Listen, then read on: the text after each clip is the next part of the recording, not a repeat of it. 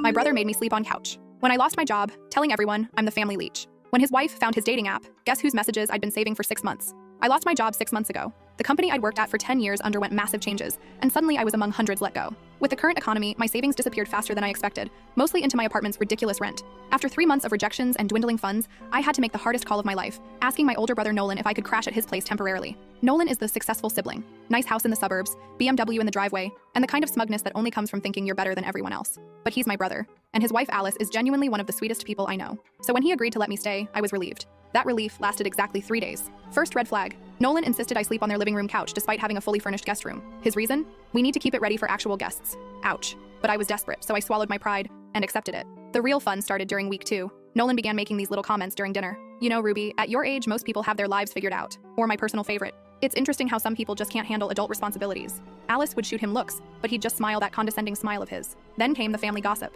My cousin Haley texted me, "Hey, is everything okay? Nolan mentioned you might be having issues?" Turns out my dear brother had been telling everyone I was taking advantage of his generosity. He even went to our parents, suggesting they stop helping me with holiday gifts because I was becoming the family leech. I was documenting everything, recording his comments, saving texts. Not for revenge initially. I just needed proof I wasn't crazy, that he was really being this cruel. Then came the dating app notification. I was using Nolan's iPad one afternoon, with his permission, to check my email because my laptop was acting up. He'd forgotten to log out of his accounts, and a notification popped up from a dating app. I know I shouldn't have looked, but after weeks of his holier-than-thou attitude, curiosity got the better of me. What I found made me sick. Hundreds of messages to different women, explicit photos, meet-up arrangements during his late nights at the office. This perfect husband who spent dinner every night criticizing my life choices was living a double life that would destroy Alice. Instead of confronting him immediately, I got smart. I took screenshots, lots of them, saved them to my private cloud storage, documented dates, times, and patterns. Every time he came home late, I noted it, matched it to his dating app activity, built a solid case, piece by piece. For 6 months, I played the perfect house guest, cleaned, cooked, kept quiet during his verbal jabs, all while watching him dig his own grave deeper and deeper.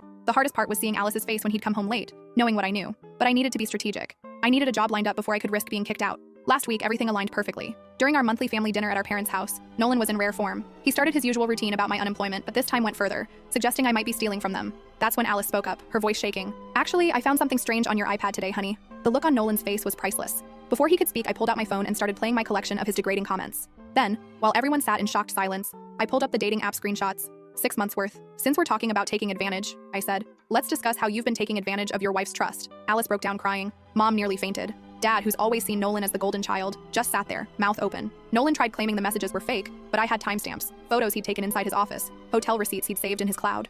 Alice left with my parents that night. She's filing for divorce and staying with them while she sorts things out. Was I wrong to wait 6 months? Maybe. Could I have told Alice privately? Probably. But after months of being called a leech and watching him manipulate everyone while betraying his wife, the public revelation felt right.